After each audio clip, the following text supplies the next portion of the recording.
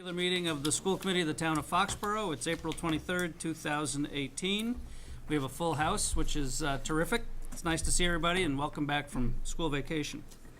Tonight's agenda, we're going to recognize any visitors who want to be heard first. Then we will approve minutes. We then have a teaching and learning highlight that I actually requested, featuring our music programs and some of our music students and staff from the Hearn Middle School and Foxborough High School. I think our music program is always a teaching and learning highlight. Probably could be here every week, but I thought with all the success they've had recently, it was time, and Dr. Burdos agreed, so thank you for that, Dr. Burdos. Following the teaching and learning highlight, we are going to take up Foxborough High School student activity account for the Spanish National Honor Society. We then will talk about digital report cards for the middle school and the high school with Dr. Burdos and Dr. Mello. We then have a number of policies that the committee's been reviewing. We have the second reading tonight of a non-discrimination policy, a policy on affirmative action for recruitment of staff, licensed employee hiring, equal educational opportunities, and school choice. So there are 5 second readings of 5 policies that we're going to spend some time on. Mr. Yukna will then give us a budget update as we start to wind down our school year. We have a donation. We're fortunate enough to have another donation to accept, this from the Partners in Patriotism. There's a line item I don't know much about called Recognition of Public Service on the agenda, and then we have other matters that we'll take up. So before we begin, I want to just make a comment to my friend Joe Garrity. If you weren't here or didn't see the replay last week, Joe sat in this chair and did an outstanding job. He's been unquestionably the most dedicated student member of the school committee, or quasi-member of the school committee since I've been here. And I just wanted to recognize Joe again for the great job that he did last meeting. Thank you very much for the compliment. I've been coming to pretty much every school committee meeting since 9th grade. This is my 6th year doing it. So, great job, Joe. Great job, Joe. Thank you. Keep it going. We always Okay. appreciate it. So I thought Joe did a great job last meeting. I just wanted to make another comment on that. Okay, any visitors who'd like to be heard tonight? Mr. Haydecker, come on up. Here. Please. And Dick, you know the routine. If you just state your name and address, we'd appreciate it. Dick Heidecker, Grove Street. I was kidding the selectmen last week when I met with them on this same matter. I said I'd bring my son along, but unfortunately that would make 2 Dick Heideckers at Town Hall, which is a no-no. But in any case, you have a handout on the matter that I wanted to discuss. I'll be as brief as possible. I won't read this. You can read it better than I can. I'll just hit the highlights and leave you with the group behind me with their appropriate notation. What I was getting at with the selectmen and with you is where we seem to be heading on all of this. We've been at the Burl School now for 6 years. The first mention of it was 2012 at this meeting, and it was noted on Patch and several other social media bases. But after 6 years, we still haven't gotten the approved preliminary plans. I know Bill and I probably will get into this deeper tomorrow night. Hopefully, like in the past, we won't punch each other out. But we've had some noisy meetings. But basically, we're in a position that all that we have discussed to date has been Burl. When I brought up Taylor and IGO, I was told they will be discussed at the appropriate time. That was the comment of the superintendent and other members of the committee, the former superintendent, excuse me. The issue was, what are we intending to do for the other 2 elementaries at this time? In a conversation after one of the meetings with Bill Yukna, he mentioned whatever is being done at Burl will certainly be done at the other 2 schools, which was the first time I heard something was being considered, which is a plus in the whole process. That you're not going to just hang Burl out there and then work another 10 years for the Taylor or IGO and 10 years for the other. That whatever is being done educationally, internally, and what have you, will be done in all three at roughly the same time. That was the understanding I had, and this is a plus in the whole process. But it's the first plus that we've gotten into on this. The biggest problem on the building program, as the state has now set it up, is the building code. I'm not sure how deep you've gotten into the building code process and what it involves. But if you have a building and the lights work, you will have to spend millions of dollars to do earthquake protection, snow, ice, weight on the roof, changes internally. The horizontal and vertical support systems of the building code. If you look at the pricing of what we're dealing with, when we did the Hale School and the high school, we didn't get into the heaviness of the building code. It was in the process of being corrected. Those two projects with the roofing and all the other stuff ended up local costs somewhere around $15 million as we got through them. But to do 200,000 square foot buildings puts us in the classification of the Attleboro High School that you may have seen in the paper. 400,000 plus square feet for $256 million. 15 million to 256 million is one hell of a climb.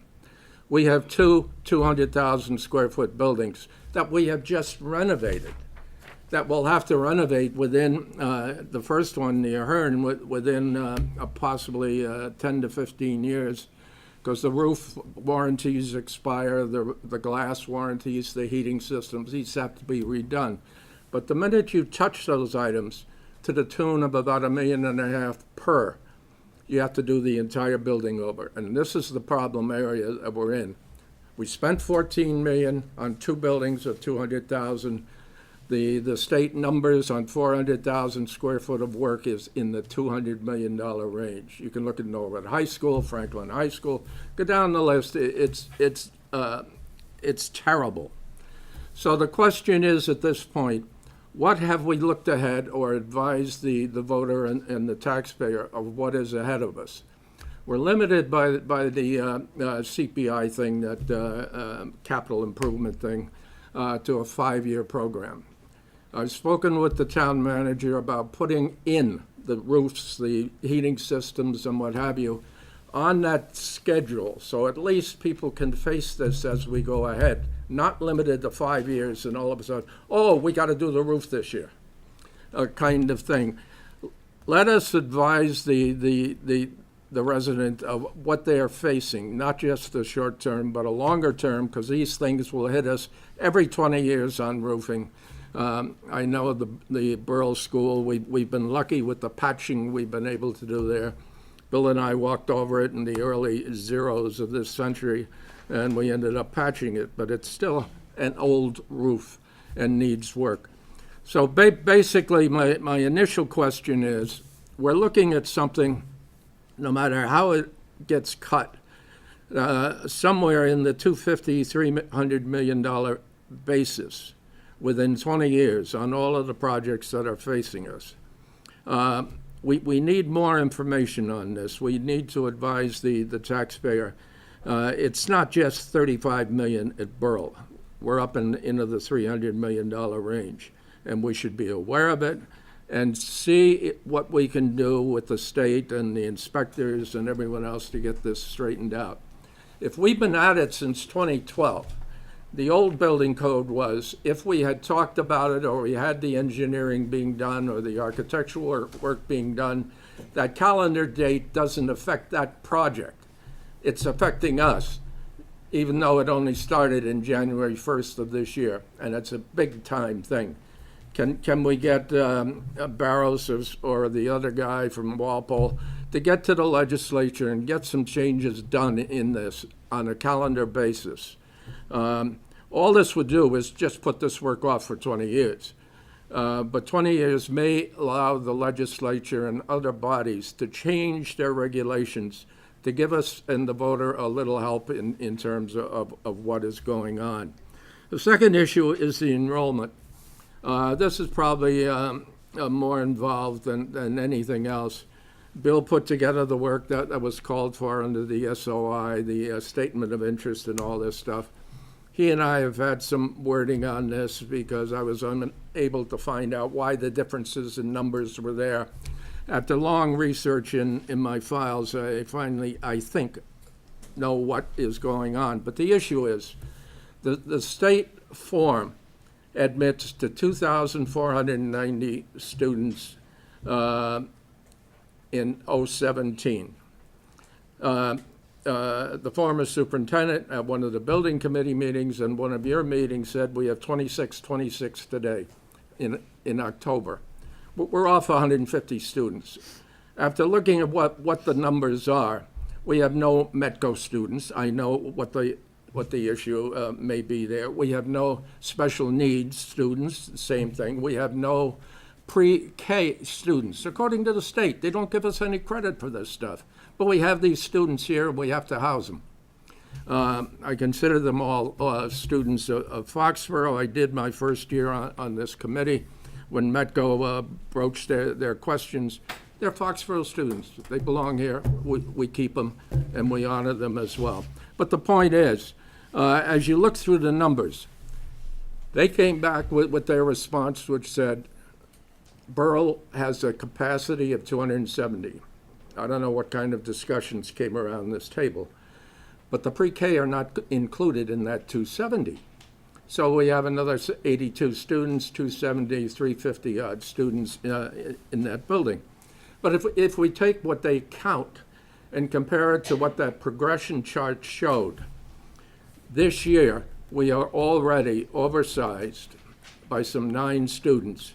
And this number is going to change from the 800 odd number this year up to 1,085 by 2025. 1,085 in 3 schools without an addition to take care of additional students for that school by the district is a problem. We're short 270 students. Where are we going to put these kids? We're told we have no space at the middle and high school. We have space, but we can argue that point.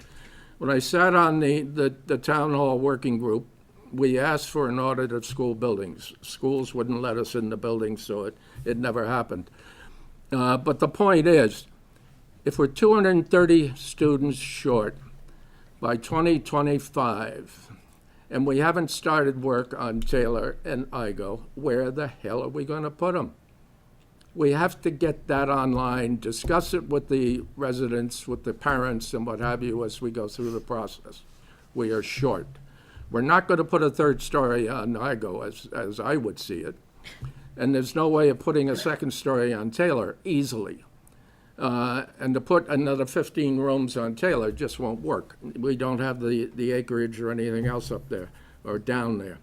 Okay, the enrollment is a problem. We need to solve it. We also, in the enrollment, if we can solve it, can save some construction money. Escalation is based on how long a project takes. If we can't move the students out, and I can show you how we can do it, and the numbers and where we can put them, the point is, we could save between 5 and 11% that first year of construction by making the construction, instead of 26 months, to 14 months. Right there, it's $1.3 million in change. The point is, can we do it? Can we grab it? Can we make it work? If we're shorter on working within the borough, it gives us a little more time to work with Taylor, Igo, and whatever else we need if it is a new elementary school somewhere. Where? Third issue is what involves the question of where we seem to be heading with this. I have a note in here which may be a little redundant, but it says very clearly, and this was broached to the selectmen, that they need to get the planning board, the downtown committee, the Route 1 committee, all of these other groups together and figure out where we're putting apartments, the sizes of apartments, and what have you. Since the turn of the century, Bill's office has helped us in terms of determining how many students have been added by the hospital. We know it was at one point in the 140s. It's dropped a little to 120, 125. On the other side, not Fisher Street, I keep forgetting the names, I'm in trouble. But the first development at the end of Forbes Boulevard there added 27. Fisher Street, after 3 weeks, added 24. But that's only after 3 weeks in October. I haven't had any numbers since October. I haven't pressed for them. But the point is, Fisher Street wasn't completed in terms of construction. They already have kids in the school. How many are we going to get? What are these other apartments going to add? If you look at the newspaper and the reporter, they don't mention children at all. Certain families can certainly move into a one-bedroom apartment with 8 kids and survive. It's done in Boston, Chicago, New York, you name it. They can do it. So just saying that we're building one-bedroom apartments or two-bedroom apartments limits the number of kids isn't true. If you look at those new units that were put on Baker Street, the Housing Authority units, there are more than 2 kids in each apartment coming out of there. This is a big number in terms of individual numbers. So we need to get the town boards together and say, look, we better look at this, because if you continue to go wild on apartments, we'll be building schools for the next 40 years. You want to build these schools with these $300 million tickets? Be my guest. I'll be gone. I won't worry about it anymore. My son, who moved in temporarily, will be moving out, so he won't worry about it either. You will, and the people behind me will. So the point is basically this. We have a massive and costly building program ahead of us over the next 20 years. We might be able to stretch it out to 25. Can we get the 2 elementaries plus this school and the Heard and Done in the same 20-year bracket or 10-year bracket? They're big tickets. You know, it's going to be hell to pay at town meeting. Everyone's going to be yelling at everything, and the problem is there. So what I'm suggesting is that you absorb this, think about it. I can make myself or some of the ad hoc committee people available to get over this with you. Bill and I talk off and on. We send emails back and forth saying you're crazy, don't do these things. But we shake hands and we do talk casually and without yelling. Bill's a great guy, he is. You ought to give him one of those plaques that they gave the guy the other night at the selectmen's meeting. But anyway, that's the heart of the program that I wanted to present this evening. As I said, I talked with the selectmen, and I sent them the same material I sent you. So it should be something that you discuss. Again, we can get together. My only problem is medical. I can't stay out late at night, but I can get some people here if need be. Fortunately, the building committee meets at 3:30, so they can't avoid me. They have to have me. So in any case, I'd like to thank you for the opportunity. I hope you can do something about it. I say can do, not will do, but can do something about it. I think it's important, and we need to get at it. Dick, I want to thank you for coming in, and you always challenge our thinking, so thank you for that. We have a lot of confidence in Mr. Yukna, and I think the rest of the leaders in town, and there's probably some things that go on in planning that maybe you don't see in the reporter or online that give us a little more confidence about the plan. But in any event, the main thing I want to say is thank you for being an active member of the community and for coming in, and we will take your information seriously as we always do. Well, the big problem is just getting information out to the public. Yes, understood. You know, if there are 800 kids in the elementary school, there must be at least 400 families involved, plus the graduate families are partial and whatever. So it is an issue that I think should be somehow up front somewhere. And it's been very quiet for 6 years. I know Bill is busy. He met in November. He wrote a memo in November. I'd like to see some more. Okay. I know he'll do it. We'll take it under advisement. Thank you very much, Dick. I thank you. Okay. Thank you, Dick. Thanks again, Bill. Have a good night. I'm going to take the agenda a little out of order just so we can get to the teaching and learning highlight with all the students that are here. We'll do approval of minutes after that. But would you like to kick off the teaching and learning highlight? I want to. So, as Mr. Gardner mentioned, it was his idea, as far as a teaching and learning highlight, to bring our music program forward. We've had many opportunities to highlight them and to share all of the wonderful things that our students have done. Miss Cami Tadoldi is our department head for the music program, from elementary all the way through high school, taking over for Steve Massey, and she has not skipped a beat. And I think that you will see that very clearly with what they're going to be highlighting this evening, from even the most recently this weekend, and Symphony Hall and everything else that they're going to share with you of what they've accomplished. So I will turn it over to Ms. Tadoldi. Well, let me introduce you. Well, first of all, thank you so much for having us. But let me introduce to you everyone that's here. We have many members of our music staff. We have Bobby Glynn, Jennifer Greenleaf, Kirsten Oberoy, Aaron Bush, and Brian Raymond. And all teachers at the middle school and the high school. And we also have students representing each one of the ensembles that participated in both the MICA and the MAJE festivals. And before I get into what those festivals are, I actually want to share with you the actual educational process behind that. I'm going to have them introduce themselves. We have members of our e-boards from each of the ensembles, along with some of our middle school students. So they're going to tell you who they are, what grade they're in, what ensemble they're representing. Great. I'm Kelly McCarthy. I am a senior, and I'm one of the co-presidents of the choir. I'm Dom Amico. I'm actually not on the e-board, but I play trumpet. I'm a senior, and I'm in pretty much every ensemble here. I'm Amelia Lacey. I'm in 7th grade. I play cello, and I'm in the 7th grade orchestra. I'm George Potenza. I'm in the 7th grade, and I'm a tenor in the choir. I'm Emma Lacey. I'm in 7th grade, and I play clarinet. My name's Nathan Dumont. I'm the band president. I'm a senior and a percussionist. I'm Kayla Prag. I'm band vice president. I'm also the drum major of the marching band, and I play flute and alto saxophone. In your year? I'm a senior. Senior. I'm David Kenny. I'm in 8th grade, and I play string bass in the orchestra. My name is Megan Savage. I'm the orchestra president. I'm a senior. I play the viola, and I'm in the jazz choir. I'm Caitlin Kenny. I'm a senior. I play the viola, and I'm in the all orchestras and jazz choir. I'm Christina. I'm in the high school orchestra. I'm vice president with Caitlin, and I play the string bass.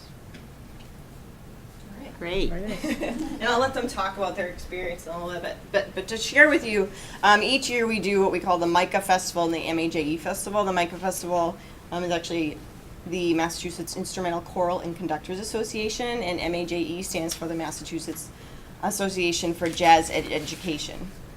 And they run an adjudicated festival that all of these ensembles that are listed up on the board, we participate in those along with other groups from across the state. And the festival itself, it's an adjudication, it's not a competition. So there isn't like a first, second, third place award. It's actually, our groups are adjudicated based on our rubric, which I'll share with you, which you also have in front of you. Here's our rubric. And they do a really nice job of outlining the important educational processes that we teach basically from the ground up in our performing ensembles, starting with 5th grade all the way through the 12th grade. And those are highlighted on the left side here. And all of the groups are adjudicated based on how well they do on those major components of music performance. And then each group receives a rating from 3 level sets of judges. So I'm actually going to share with you one adjudication form for the 7th and 8th grade orchestra from one judge. The judges come from across the country, and they are oftentimes college professors, retired directors. Many of them are actually still active in the field, so they come from as far as Texas to New York, and they come and adjudicate. So they're very well-known critiques, I guess, in the field, and educators. So we as a department strive for 4s and 5s, obviously in every category for us as a goal. That was something we set as a department a very long time ago and decided in those categories that was the quality that we really wanted to strive for with our students. So we've shared that with them. So this feedback, all of you have seen this. They've all seen these score sheets. And it's nice because they get to actually see this. And then we can oftentimes draw trends from this like you would do in other academics areas. So we actually noticed a while ago, back when we were doing district determined measures, that we, in all of our performing ensembles, that we were scoring on the lower end with rhythm, precision, and tempo across all of our ensembles. So we decided to make that a department K through 12 goal for us. And that's where we drew that data from. So it's not just coming from what we feel we need to do, it's actually solid, hardcore, data-driven in the field of music. So on top of these score sheets that all of the ensembles get, they also get oral feedback with their performances in the background. So they get audio recordings with the judges actually speaking in real time with their comments, both constructive and complimentary. And we are also able to digitally share those with the students immediately after the performance is done. So this is really a full circle process for us that we start. And then the MAJE component, so the jazz side, looks just like this, but using some jazz lingo, which is also on your form. So that is the educational process for you. And then if you receive an average rating of a 5, you then fall in the category of the gold medal category, which our 7th and 8th grade concert band, the FHS Symphony Orchestra, and FHS Concert Band received, and the other performing ensembles received silver medals. Again, these are excellent ratings. We're really, really proud of those ratings and the results. And along with our jazz ensembles, both received gold ratings at the MAJE Festival. So with that, if you get a gold medal, you are then put into a lottery, which then can afford you the opportunity to perform at Symphony Hall, which these students got to do on Saturday. So here's a couple of pictures of us there. So here's the 7th and 8th grade band. This is the Symphony Orchestra. And there's a shot of the concert band.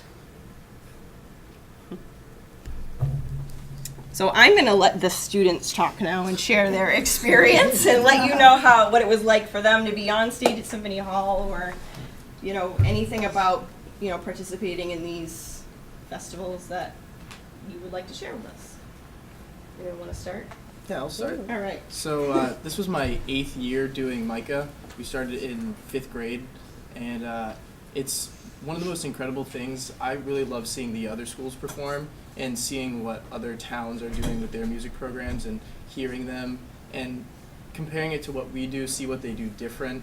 And it's just, especially once we get to Symphony Hall, it's one of the most incredible experiences. I don't know if you've ever been to that space, but that space is absolutely beautiful. Everything sounds amazing in there. So for us to have the opportunity to perform there 3-4 times now is absolutely incredible. So I know, as Nate was saying, like the entire space of Symphony Hall, just in general, it's like jaw-dropping. I know Caitlin and I are stand partners, and when we were playing there on Saturday, one of the pieces that we're playing is like a slow. It's more of like a resonant. It's called Dusk.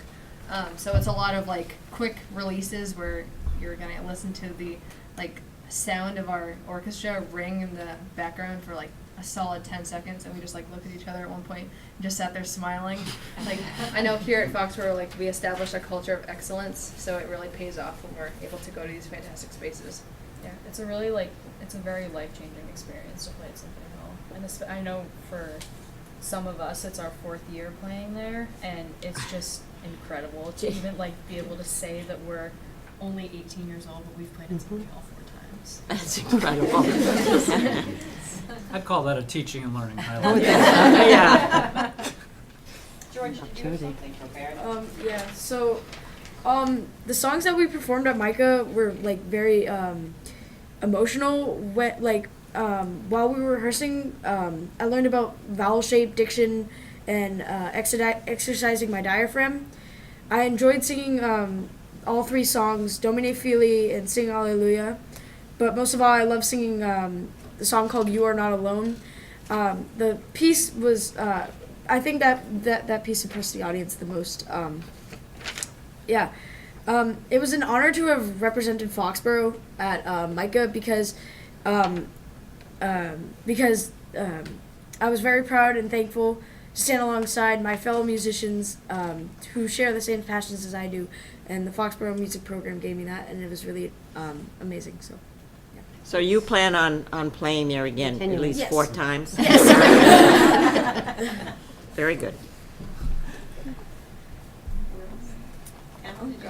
So this was my second year performing at MICA. I performed last year when I was in 6th grade. And relating to what George said, the band as well prepared 3 pieces. And we got these pieces like mid-January to perform at the end of March. And just seeing how the pieces came from like sight reading it, playing all the wrong notes, all the wrong rhythms. Our band teacher saying, okay, let's run through it, just do your best. And then coming to like more the end of February where the pieces came together and you could tell this is what the composer wanted it to sound like. And you could just tell that all the hard work we put into it really paid off. And relating to what they said, the 7th grade and 8th grade band got to perform at Symphony Hall. This was my first time performing at Symphony Hall, and I have to say it was the best concert I had ever performed at. It was amazing to just be a 7th grader and to be on that stage and just to be representing Foxborough, and it was just an amazing experience that I know I'm going to remember. Nice. Well said. There aren't many opportunities that people our age have to explore areas that their heroes have. So in this case, some of our musical heroes, some of the people that we aspire to play like, or sound like, or even act like, they play there on a regular basis. So to be in a situation where suddenly your band or your orchestra is there, and you can listen to the recording and even the performance of what you're doing, and then say, hey, this is kind of like the performance of the BSO or whoever you see at that hall. It's just really surreal. You really can't verbalize just how special it is.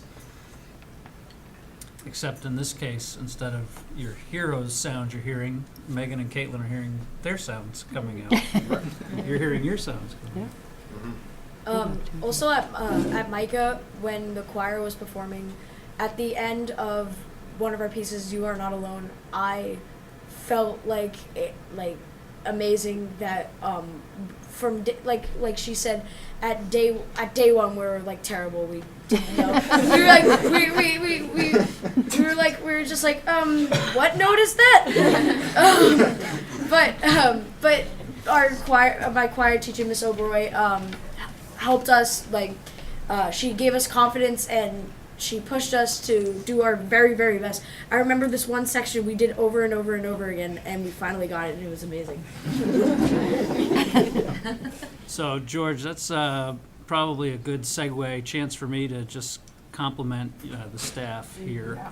As Dr. Berto said, we had a change with Mr. Massey retiring, but I think what impresses me so much about the music program here, and having a couple of sons in the music program, is the sustained excellence that this program has. And somebody used the word passion. It might have been you, George. Maybe it was a few of you. Between the sustained excellence, which comes from passion, I think, of both the faculty as well as you guys. I mean, you all know how hard you work to produce this. It doesn't just happen to get from that day 1 of not really knowing the notes to ending up on stage at Symphony Hall. It doesn't just happen, does it? So I really commend the music program, both faculty and students. One other comment I just wanted to make is I love seeing the uniforms on each end. Because, it takes a lot of work, but you can do music, and Kayla doesn't have hers on, and others. But I know we have a lot of athletes up there who juggle it all and experience it all, and to me, that's one of the really special things about Foxborough High School. So I don't know if other committee members wanted to make any comments. I have one. May I? Please. So I was going through, this is particularly for the senior band members, but I found your 5th grade MICA picture. I kind of wish I brought it with me today. And That would have been it's perfect. pretty. I was struck by a lot of different things. One, you guys have grown so much physically, so well. And secondly, you have grown so much as musicians. I have sat through all of your bandoramas since 5th grade, and the last one a couple weeks ago. And I'm not a musician, but I'm just so in awe of what you all have done and your commitment. You look at that 5th grade band picture, and we have so many students who really, try in 5th grade, and our 5th grade band is quite large. Ms. Tidoldi, how big is our 5th grade? 120. Ms. Weasley, sorry. 120. Sorry. So 120, and I think, so how many of the 120, say, who were in your 5th grade band, when you started as freshmen, were playing in the marching band? About maybe 24, 20, 24? And how many are still with it today? So I know there were about 40 trumpets in the 5th grade band. And I know that when you and Jack started as freshmen, there were 2. So I think that says, and it's the same with choir and with orchestra, the amount of dedication to carry through from when you start as 5th graders to when you guys graduate as seniors. It requires so much work, dedication, and the passion that George talked about, some of you all talked about. It's just amazing. I'm going to stop before I start crying. Thank you for coming, and I missed your performance on Saturday. We were sad that we missed it, but I know it was phenomenal. I saw it on Facebook. And there's a few nice videos that parents took, and they're on YouTube. Yes. And FCA has them, which is great. That is and I also like to piggyback on what Mr. Gardner said. Just the dedication, the music staff to make all of these opportunities happen for our students is before school and after school rehearsals, and the students join us for those things. So it's certainly hard work put in and certainly earned. But I think you guys are hearing that it's certainly worth it. So we're happy about that. And in addition to all of the passion and the creativity and the work that all of you put in for our students and all of the hours, on top of that, you also are the organizers for many of these things. By having Micah here at the high school and organizing that, the school committee has a letter within their packets that really show the organization and how well everything ran by hosting here, and the model that you are as musicians yourself as well as the educators. In addition, receiving emails from the band director over at King Philip High School and talking about the organization for just Symphony Hall with Mr. Bush and Mr. Glenn and the work that you've done and how well you do it. So you're constantly going on and beyond just what you do for our kids every single day, and then their achievements, which are outstanding. With kids like this, it's pretty easy to do. They wouldn't do it if they didn't have good leaders. There you go. And while I've taken the floor for a minute, I would like to commend all of you for not missing a beat, but I celebrate all the new beats you're adding. And I now follow you on Facebook and all those beats on YouTube. So Thank you. keep going. Thank you so much. And I'll just share with you just a couple more things that we have coming up. But actually this afternoon we all just heard approximately 110 musicians from grades 5 through 11 give solo auditions for FMA, Foxborough Music Association sponsored scholarships, which was huge for these students to be performing by themselves for a panel of judges. And the Foxborough Music Association awards scholarships to these students, which allows them to go to summer camps or take private lessons. So I'm glad I don't have to choose. I know. It's really hard, and they did a great job. It must be. And then Wednesday, our chamber groups depart for Washington, D.C., where we will actually participate in a similar format to MICA, but it's actually a national festival. Similar rubrics. We go through the same adjudicated process, along with getting clinicians and feedback, so we'll get the same kind of thing that you see here. We'll have that while we're on tour as well. And lastly, just I'll probably be revisiting this with you in the future, but if you remember back in December, we hosted this music students from the Hale School. They've invited us to come and visit them. So we are working on building a an outline for an itinerary to potentially go and do an exchange with the Hale School in Australia, and I'd like to come back to you with more information on that for hopefully next Do you summer. need an extra chaperone? I'll let you know. But I look forward to sharing that with you and more I think I information. can make myself available. Cami, you mentioned, we've talked about the faculty Sure. and the students. You just brought up FMA. Do you want to just spend a minute on the role the FMA plays in your success? Oh my gosh, so FMA is, we couldn't do what we do without the Foxborough Music Association, and they're the parent organization that supports the educational endeavors of the music students in Foxborough, and they work tirelessly as volunteers to make sure that these students get these extra experiences, including supporting student scholarships. I would say that we're one of the most highly commissioned towns, meaning the Foxborough Music Association is actually sponsoring new music and new pieces of art to put into the world. I think we've done over 20, it might be more than that, 20 commissions, which we're premiering another one in honor of Steve Massey's work here in May. May 24th. May 24th. And Dan Buckfitch will be in residence that entire week, who is the composer of the piece. Dan Buckfitch is regarded as one of the premier actually just composers in general, right now, living composers. So he'll be spending time with us. They fund guest artists, so our fall jazz guest artists, and we have a jazz artist coming in this spring.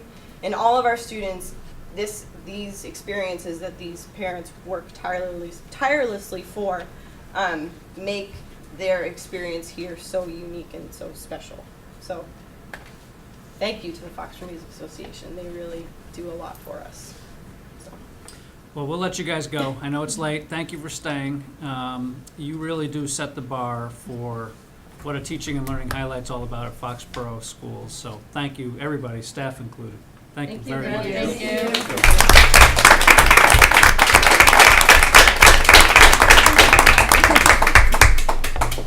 George, you need to speak up a little bit more. Don't be so bashful next time.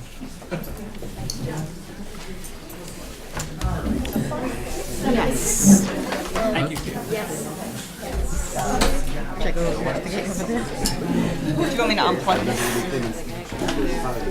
Amy. You want that unplugged? You can just leave it. Thanks. All right, we're going to jump back to minutes, if that's okay. We've got the regular meeting minutes from April 2nd.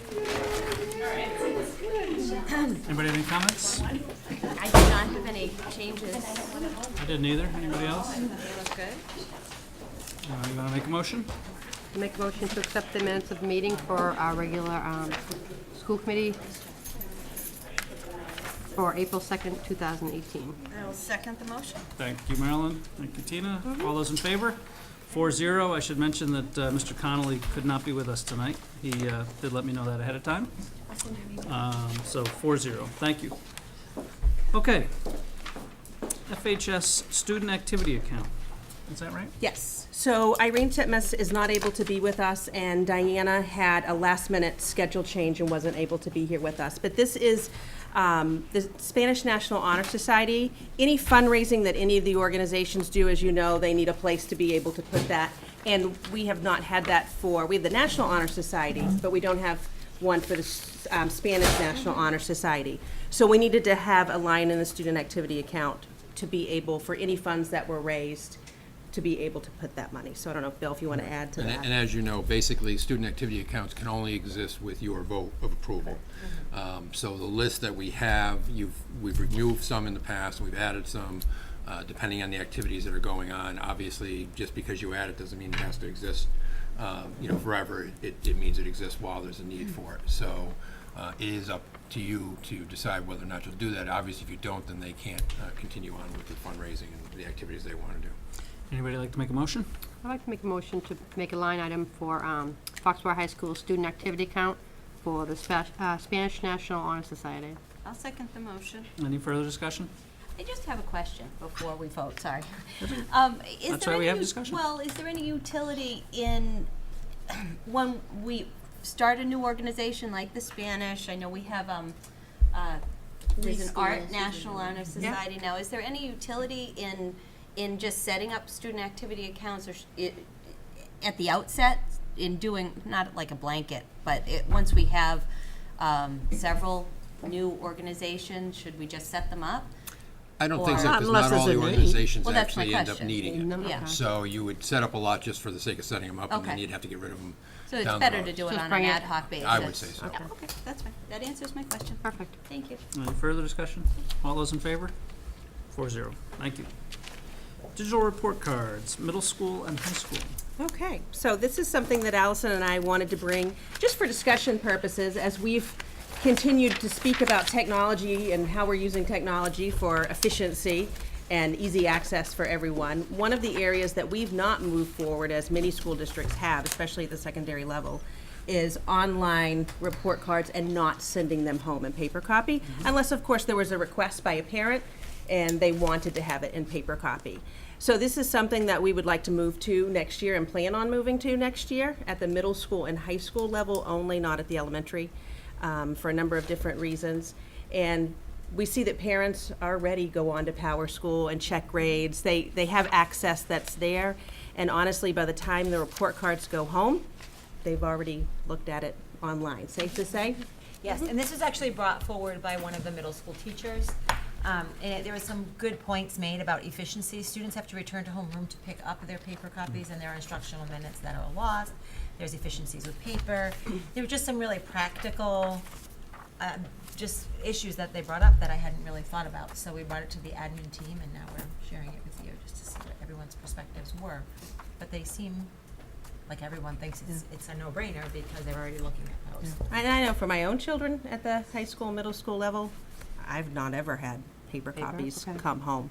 We log on and look at, we get reminders, so I think that was one of the things when we were talking about Right. at the admin meetings, it's really important that we send out the notices at the time when progress reports or report cards are coming out to let parents know.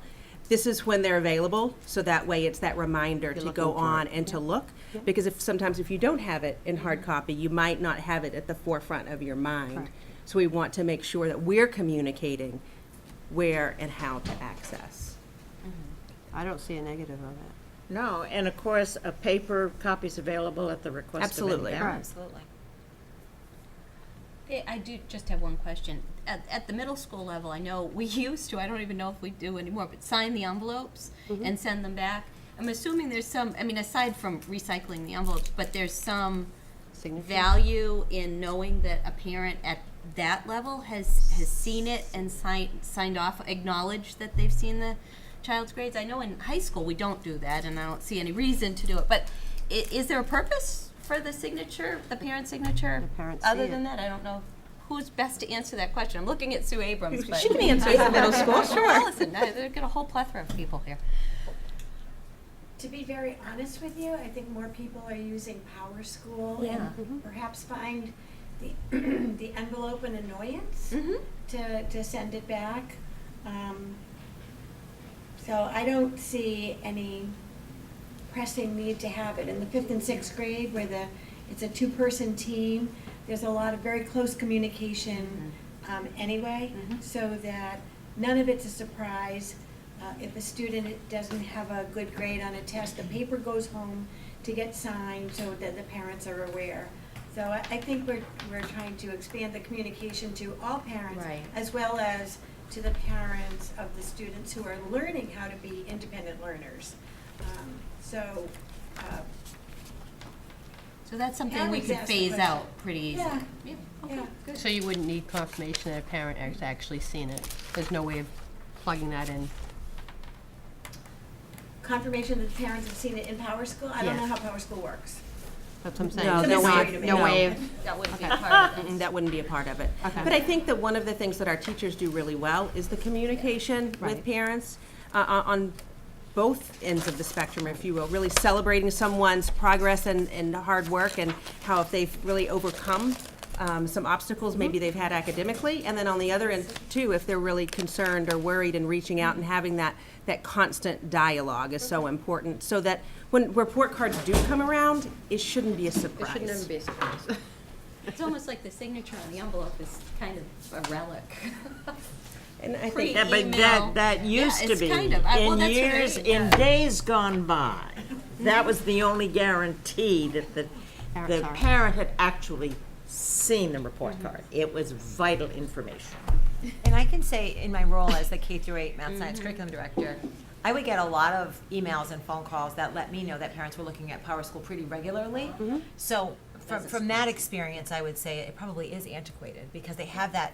Some people get alerts on their phone as soon as a grade comes in. So I had to shut those alerts off. Yes. It's a little bit too much for all of us. Yes.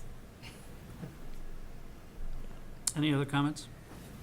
So it sounds like the administration has our consensus to move forward. Yes. Yes. Great. Great. Thank you. Thanks for giving us that That's update. great. Okay, we are on to the riveting part of the agenda, the second reading of policies. Rick isn't here. Policy is fun. Oh, with his radio voice. I know. Well, we can waive the We shall- second readings, of course. We can waive that, we take a recommendation. Janet, I know you had some follow-up, which you gave us a note on our packet, and Bevy, you are on our policy subcommittee without your colleague here tonight, right? So I don't know if you and Janet want to tag team a little with Amy's help on updates on these. Are you comfortable doing that, Bevy? Sure. So the first one is policy AC regarding non-discrimination.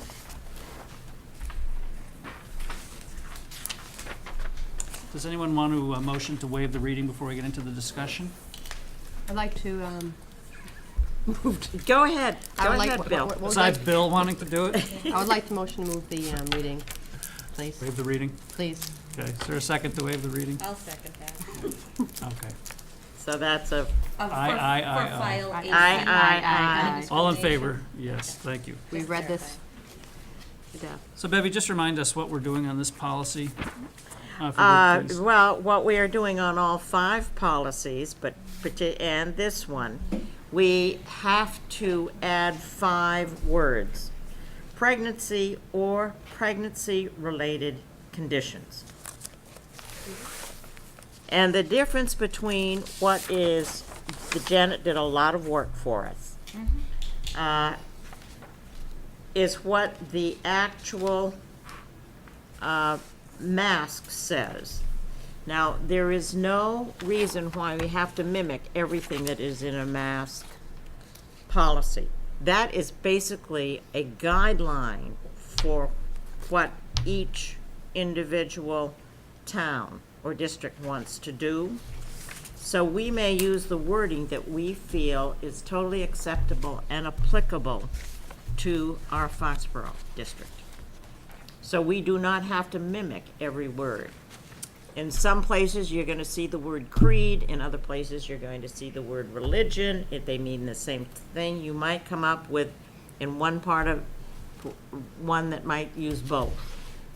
So we don't have to mimic verbatim everything they say. If we find that this policy reflects what we want it to be for Foxborough. Yeah, so just to say it a different way, if I may, Doesn't have to or be summarize, consistent. the question we had that came up last meeting when the first reading occurred for each of these was that, as you point out, there were different terminology, different words used in each of these 5 that were related but not quite consistent. And I know, Janet, we had said, could you talk to Mask? And I guess Mask hasn't been real responsive so far. Is that right? Or could you maybe summarize? We did hear. I think Amy can did. fill you in on Sure. that. Yeah. And so what we found is that where we do see some of the order changed within, or a little bit of differences, it's because it connects back to specific laws for those policies. Okay. So it's intentional. It is intentional. And the other piece, as far as with the religion versus creed, it's really, the creed part is unimportant, but at the same time, our attorneys have said just to keep it there anytime religion is mentioned, just for the consistency piece. So what we're really looking at is, we had a couple out of these 5 where gender had not been inserted when the last time we had gone through. We needed to make that addition, add, as Bevy had stated, those 5 words, the pregnancy or pregnancy related conditions.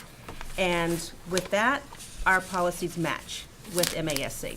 And with all of the laws on All of our Correct. policies. Yeah. Correct.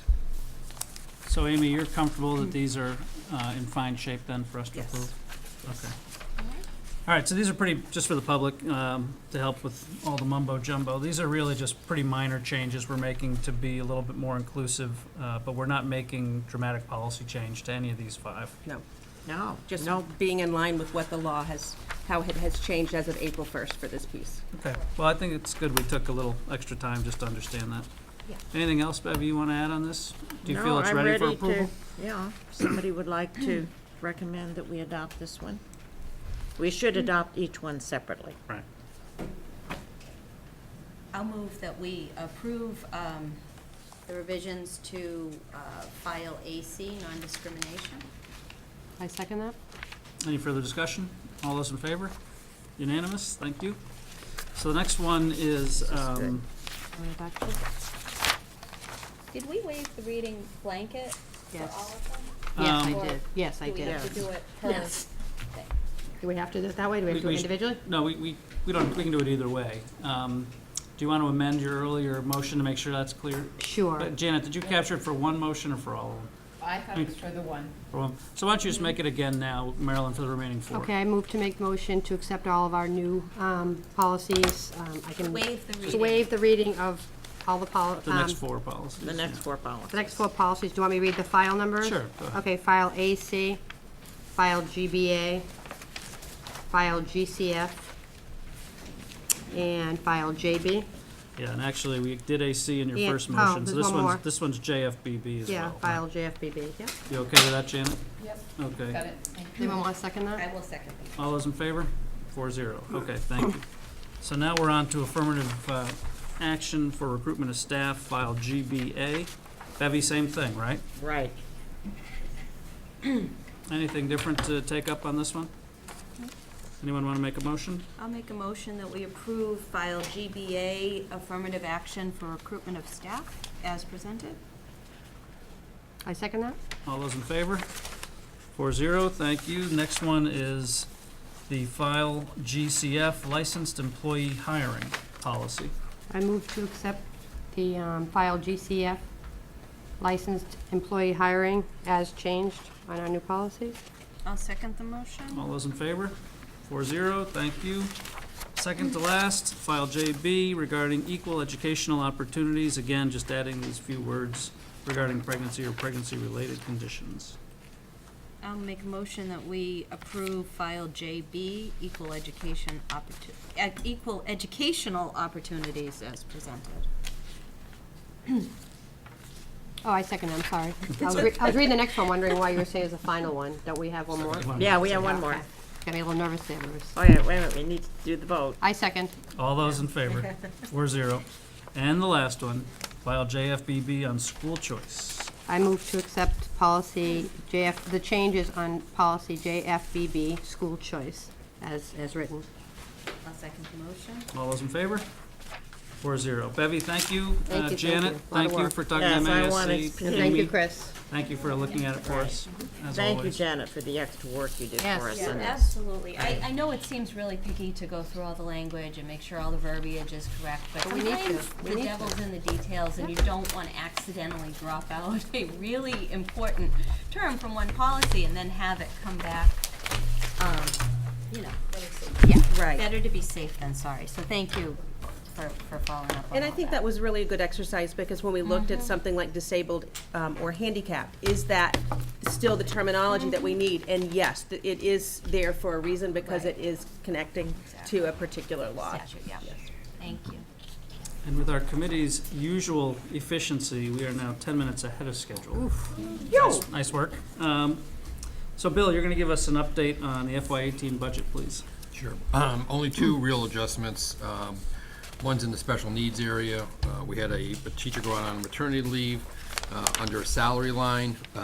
We could not find a qualified individual to fill the role that we were looking to hire as a replacement. So what we did do was go out and hire a contractor that had the appropriate skills. The contractor did cost us more money. What we'll save in the teacher salary is about $20,000 during the period, but we're going to spend about $35,000. So that's why you've got a slight, decrease in what our available funds will be for the end of this period. But again, it was the best way to fill the gap during the This maternity was during leave. this, maternity leave for special needs? It's a special needs class that we're servicing. At the high school? No, actually at the elementary. Okay. The second one is in the plant operation side. We're rotating $65,000 from the utilities side of it and moving it up into the building services side. Basically, the electric is coming in significantly under this year because of the solar farm being in place. Yeah. And fortunately for us, that's happening because we are running into some higher costs on the building side with work that we've been doing on a couple of the buildings. The Taylor is one of them, to basically deal with issues and make sure that we keep it up to good operational skills. So we are just going from one plant operation line, the utility line, up into a services line to cover that shortcoming. The other thing I will note is that our gas costs have gone up significantly. Fortunately, they're right on budget right now. We had a great year last year because gas costs overall were down, but they seem to be creeping back up. And we did meet. I met with the town side and asked if we go out to bid on this because it's something we hadn't been out to bid on recently, so that we can make sure we have a stable number for next year. Because I'm a little concerned about it. Let it just float could end up costing us a lot of money. So they've agreed to doing that, and that will happen during the summertime. Other than that, everything else is status quo. So 3,000 to the good as of today's estimate? Correct. Any questions or comments for Bill? Just many thank yous. As always, a thorough job. Can we just get a motion to approve the budget summary statement? I'll make a motion to approve the budget summary as presented by Mr. Euton. I will second that. All those in favor? 4-0. Thank you. Finally get to make a motion. Bill, just Sorry, Beth. but well, we you have don't you- know. But I didn't feel I could do it on the policy. I really do you want to provide any updates regarding preparation for town meeting, some of the meetings you've been working on behind the scenes? I know it's not formally called out on our agenda, but The building committee obviously will have a couple articles through the school committee. One is the use of $85,000, as we discussed at the last meeting, to buy the sewer rights for the borough project. That's kind of a critical move, I think, whether we were to do the borough project or not. It gives us the ability to take that off of the septic system, which could be a problem down the road. okay. Beyond that, we're going to have a meeting on Tuesday, actually tomorrow afternoon, which is kind of a critical one. The architects will be coming in with a few options that are available for what the exterior look will be and some of the interior changes that have been proposed. And we need to make, as a group, make our decisions to keep them moving along. Obviously, at town meeting, we won't be voting on any funding for the borough project. It won't actually, we'll be sending it into the MSBA on July 11th for a end of August meeting with the MSBA for hopefully their approval. After that point, assuming everything is approved and the budgets look to be, the cost estimates look to be where we, expect them to be, we could then ask for a special town meeting early in the fall, again, to push our schedule up, because the hope really is, and I think I've got the architects and the OPM in line with, if we can move it into like a September, October town meeting vote, we could potentially get into the ground in the fall of 2019 with our foundations for the addition, which would be critical to kind of speeding up the process. Obviously, those foundations don't affect the current inside of the building, so those could continue to operate while we are building the addition areas. And I think that would be, behoove us a lot as far as the cost. One of the factors that we have discussed as far as what we're going to do with the children during the construction is the fact that if we can build these two additions, we can effectively create 6 classrooms within the building structure, and that gives us the ability to move children out of an area, renovate it, and then keep moving from there. So the committee has done a lot of thoughtful thinking about how to run through this process. I think at this point we're really on track with where we expected to be. It is a longer process through the MSBA, And as, Dick's comment was about this being 6 years in, we've only been, the last 2.5 years since the MSBA has actually approved us to be in the process. So, I don't think there's a taxpayer that we have that would look for us not to participate with the MSBA at them currently paying about 50% of our cost. So, I think we're doing the prudent thing for the taxpayers in moving the way we are. That's about it, but like I said, this May's town meeting, the only votes really there will be for the sewer capacity that we need, which is critical. The other thing that has come up is obviously so far not so far, it's actually been approved. The selectmen did approve the track and stands to stay on the warrant as a separate article, Article 6. And they voted 3 for and 2 against to support it at town meeting. So at this point, the advisory committee has supported it, and the selectmen have supported it, at least with a majority. So now it will be up to the taxpayers to make the decision as to whether that project moves forward this summer.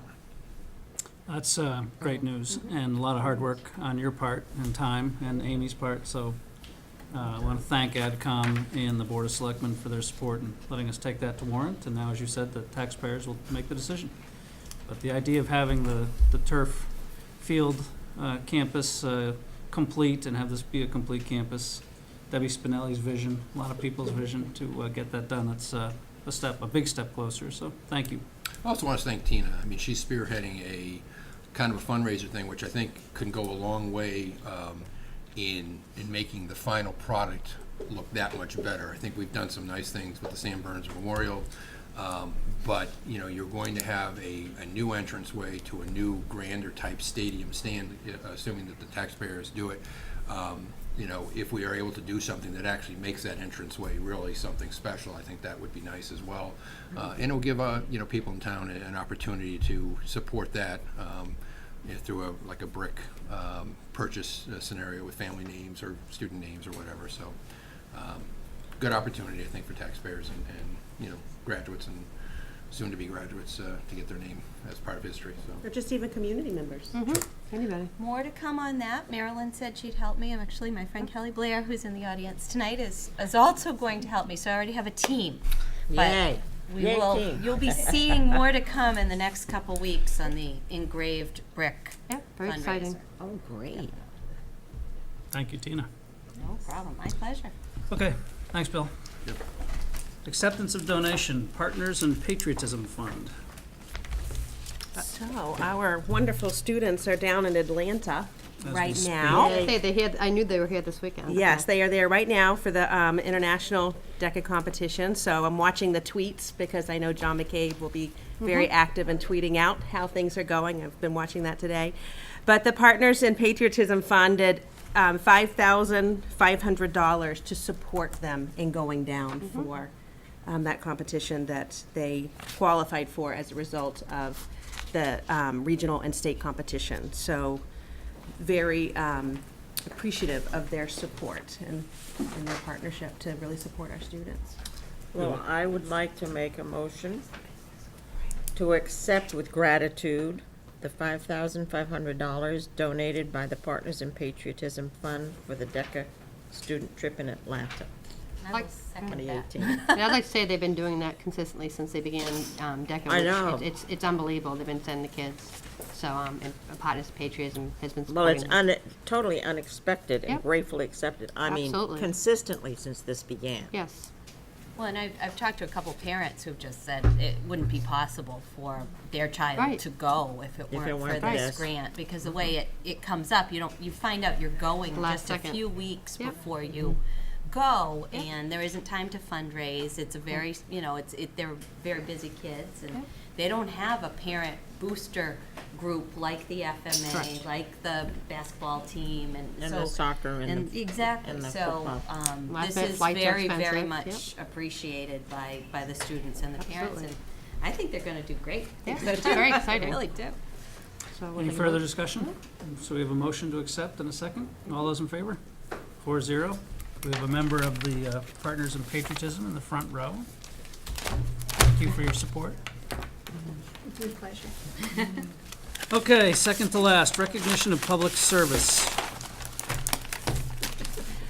So this agenda item is for you.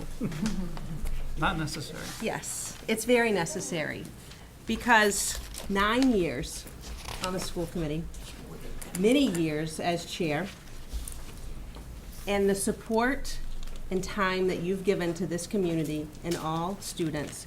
I had to write down a couple of notes because so many things come to mind when I think about all that you've given. So the first thing I did, I thought volunteer, because this is a volunteer position. So how does Webster define that? A person who undertakes or expresses a willingness to undertake a service. But I actually liked Wikipedia's definition better. Oh, read. Generally considered an altruistic activity where an individual provides services for no financial or social gain to benefit another person, group, or organization. There's a host of reasons that people volunteer: to be able to share their talents, to be able to give back to the community, to bring value to the organization, to make a difference for others, just to help people around you, simply, and to really help others provide a voice.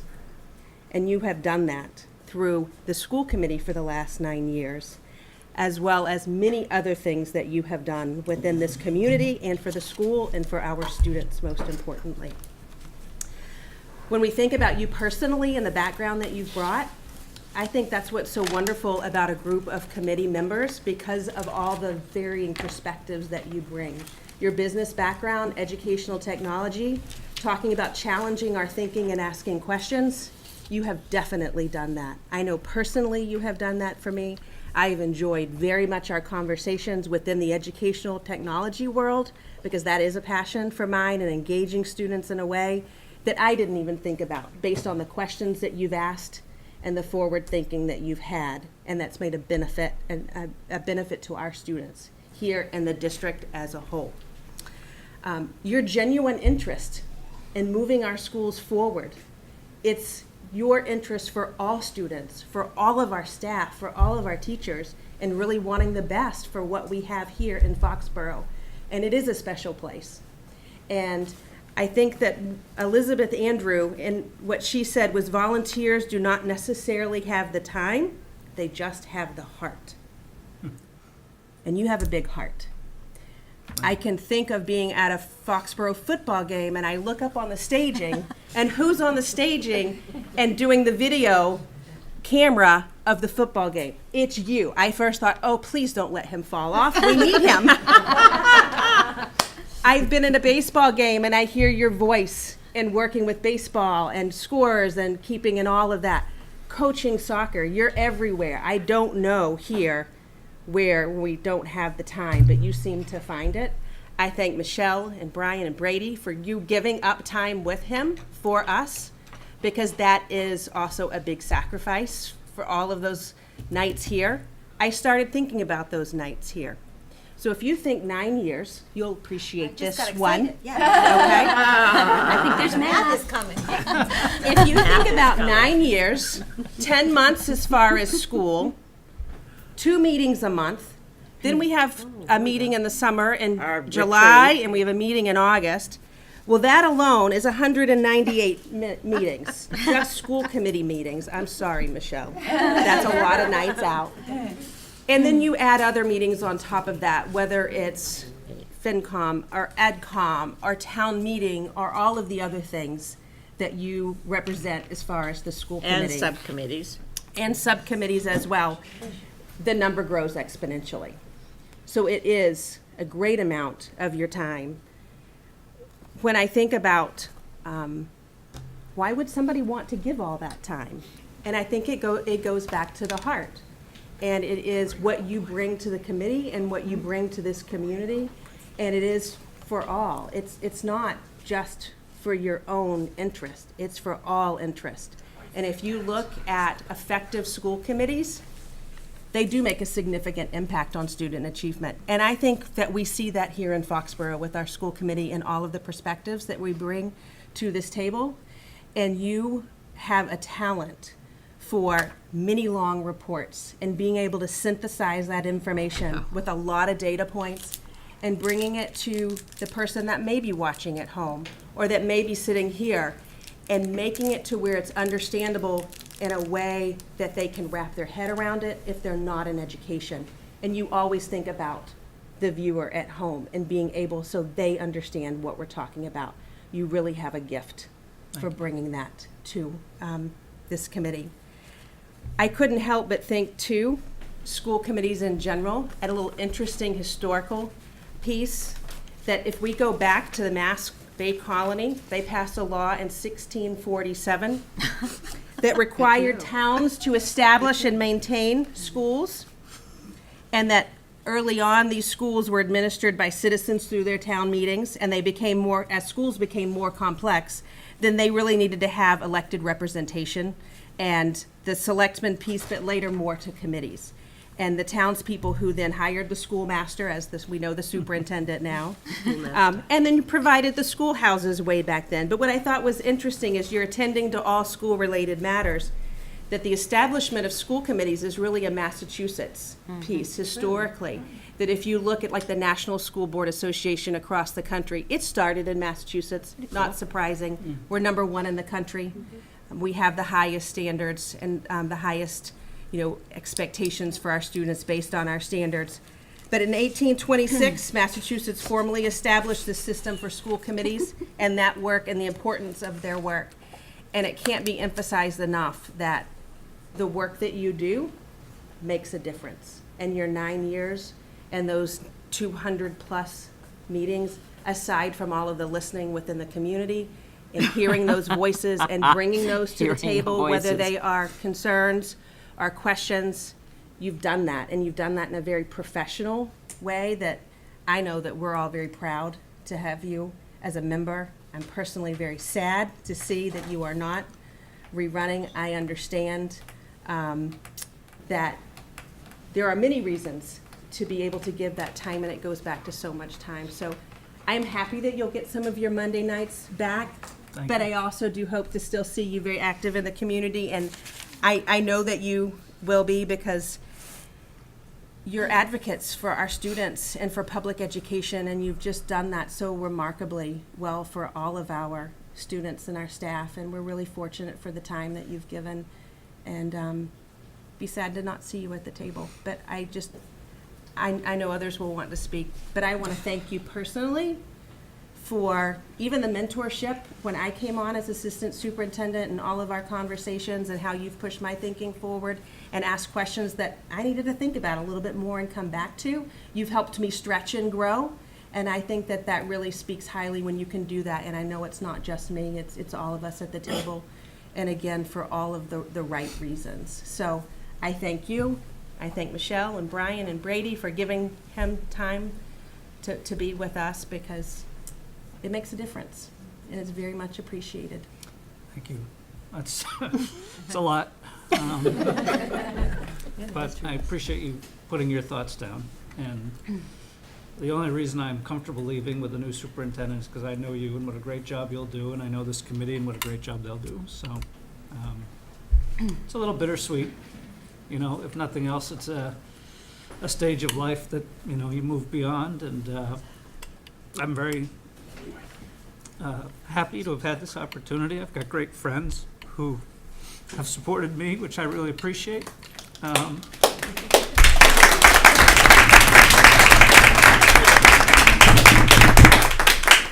And we've got a great staff here, so, you hire the right people and you get out of their way and you support them. So, apologies. I love it. No apologies needed. No apologies needed. It's been a lot of fun. I've really enjoyed working with everybody, and that's what I'm going to miss the most. I've had the pleasure to work with 3 Don't think we're letting you off the hook totally, Career day, and we'll find other things for you to do.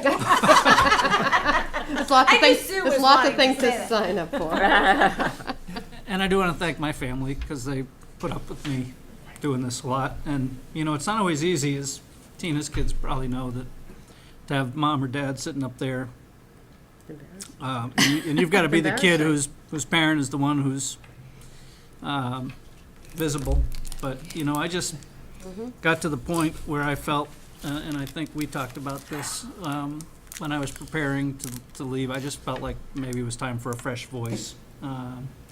So, I'm proud of all that we've accomplished. And I appreciate the support of the committee and giving me the opportunity to be the voice a lot of the time. I think we've come up with some innovative things in the 9 years that'll help the district. And I encourage younger parents to get involved. I mean, this has been so rewarding. I think I said at Debbie's retirement, and I've said to Amy, one of the things I enjoy the most is the side meetings with you guys, where we strategize, where we think about what it is we want to do next and how we go great to greater. And I know both of you will continue that with everyone else's help. So anyway, thank you. It's very kind. Unnecessary, but very kind. And I take credit for pressuring him into running the first time. I didn't let him off the hook until he said yes. Good job. Right? Is that true? That is true. Is that true, Michelle? That is true. So it's all my fault. So we should all thank you. Yeah, Yes. I will take ownership for that. Yes. I would echo the sentiments that Amy had. I'll go last. I said when I came tonight that you have always challenged me and pushed me, but at the same time you've always really supported me. And your approval and acceptance always meant a lot to me as I was growing up in the district. I've been here for a long time. When I came here, my kids were in second grade, and now they graduated from high school, and our kids were on similar trajectories. So I've always appreciated the fact that you've been so supportive of all the work that I've tried to do in the district, and then had great suggestions for other things for me to think about. And having that opportunity, as Amy said, to stretch and grow, it's just been a wonderful experience. And I'm really sad to see you go because of your commitment, your just endless enthusiasm and genuine interest. It's rare. And we've caught it a couple times, lightning in a bottle here with certain people. But you will be missed. And I wish you the best. Thank you, Elsa. In the next chapter of your life. It's going to be exciting. As I do for you. Thank you. Congratulations. Thank It'll you. be great. Thank you. She's in good hands with us, though, Yes, right, she certainly Bruce? is. I want to thank you for all your years of service. I've been watching school committee or attending school committee for over 20 years. As Juliet's 25, and I believe she was on the board with you. Yes, I remember when you well. began. But watching different boards over the years, I've been very impressed the way you handled things. If things are going off course, if they're veering in a different direction, you can very politely and diplomatically condense it really quickly. Not everyone can have that tact and business acumen, so I think you've done wonderful things for the school. Well, thank you, Marilyn. I'm really glad you've come back onto the board, without any kids in the district, but still caring, and I think that says the world about you. And, I think the reason why I've been able to run meetings the way you referred to is because we all have an equal voice, and we all respect each other, and we always have. And I think my job is to be the servant of the meeting and the servant of the people, so. You've done a great job. Yeah, thank you. Thank you. I'm going to keep it simple, but I basically, you I guys think, don't have you to say thank you. Just say thank you. I appreciate the fact of having somebody with business background and a financial background, and I think taxpayers, it's always been clear when there's been, questions about our finances and stuff like that, that you've had a good grasp on it, and that you really did, keep people going and understanding that what we were doing was important. Congratulations. Yeah, Good thanks. luck with your next steps, and we'll miss you. Thanks, Bill. You make it easy to do all that, right? So it's really right back at you. I think, as it relates to the finances, we're all taxpayers, and, our job here is to balance what we spend with what is reasonable and what's the return. And, we've put a real priority on the academic focus because that's where the return is most easily demonstrated. And boy, look at the schools our kids are getting into, and look at these programs that we offer. I mean, the breadth of programs. We're a small school district, but, we're able to do that because we are responsible with the budget. And Bill, you do an awful lot of that hard work. So thank you I'm glad you're still involved, and thank you for all your service. No early retirement for you. I think you already retired once, didn't you? Twice. Didn't we? Yeah, twice, sorry. We keep roping you back in. Like I said, hire good people and get out of the way. That's all. I will speak tonight too. So, Good. Yay! You've just been a constant since I've started working here. Sorry. No, well, you don't need to Shouldn't say constant what. No, I just remember. She stopped. She could like stop right She's there. being very diplomatic, Ms. Gardner. Well, you were involved in the interview process. You were one of the first school committee members that I met, and since that time, you've just been very approachable, and anything that we needed, you were always there. And I'll miss having you around. I'm still around. But thank you, Janet. You do a great job keeping the committee on track. We appreciate that. You do. Makes it easy for us. Great. Thank you. Okay, you're welcome. I'd like to add, I'm not going to say all of them, but you have garnered some of the nicest back compliments kind of that I've ever heard, and several of them. As the news started spreading around town that you would not be seeking re-election, people have said to me in numerous different ways,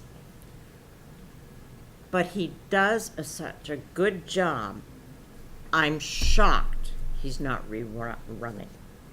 And I thought, to have a myriad of people walk up to me and say that, I must share that with you.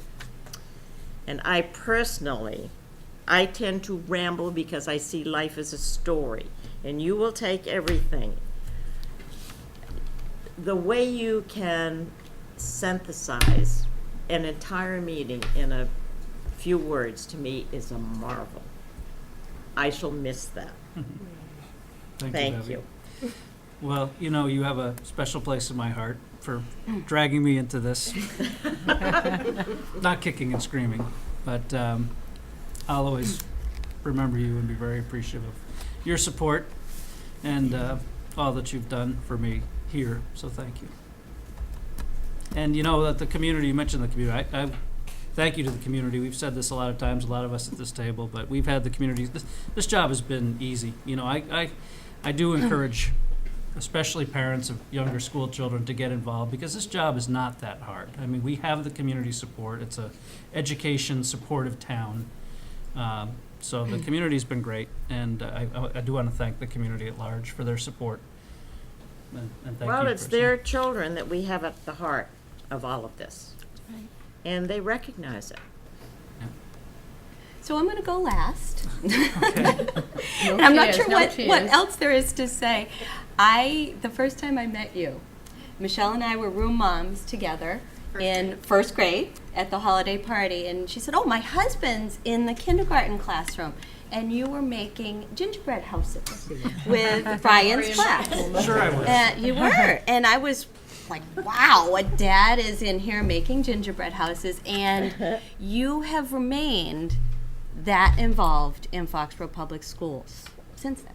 And our children, your children, are in 11th and 12th grade. Our kids are almost done and have gone all the way through. And you've just done everything.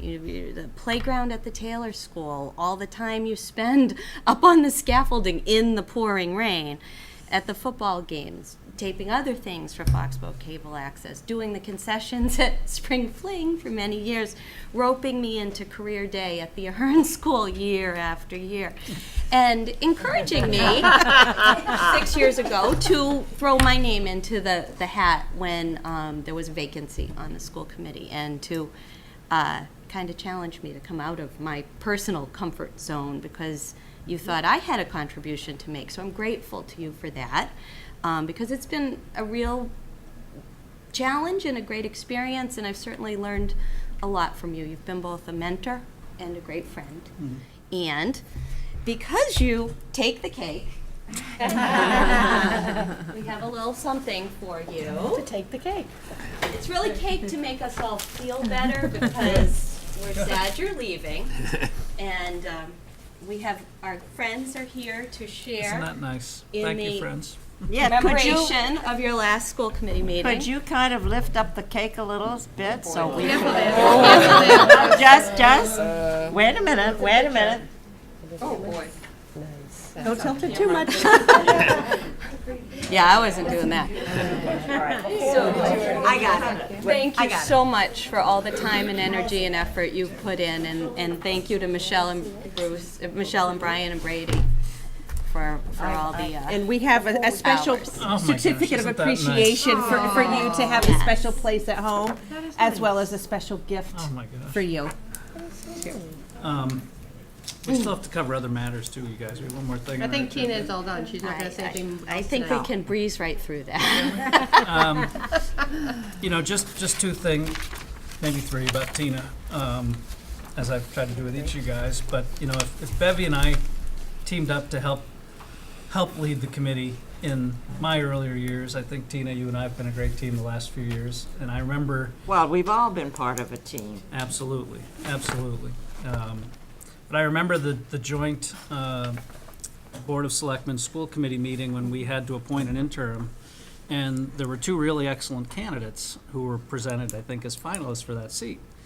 And, you know, we kind of went around the table, I think voting, if I remember, and there was a tie vote, or at least equal consensus or mutual admiration about both candidates. And I remember for some reason it ended up coming to me, and I said, I think both candidates would do an extremely good job, but I said there's one candidate who I know the public adores and who's actually written to me and called me and said, you know, we think she'd be great, and that was you. And needless to say, your accomplishments and contributions here have been outstanding as well, so thank you for that. I don't know, this is all a little overwhelming, guys, and I'm sorry it's taken so long. This is the way to go out for sure. Don't wait for an election to kick you out, but go out. I'm really blown away by all the nice comments. I am going to miss this. Fireworks are coming next, right? Say it again. Fireworks are coming next. Yeah. But it's been a joy. My mother was a volunteer in the public schools. She started an arts program when our school district didn't have money for the arts, and maybe it's her genes that got me interested, but she was a school teacher. Anyway. And we, your family and friends, are proud of your commitment and your contribution.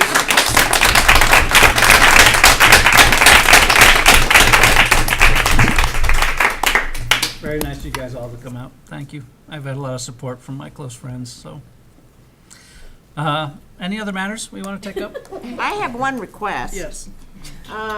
If everybody would allow this, I happen to be the person who took the photograph that is on the cake before he was a school committee member.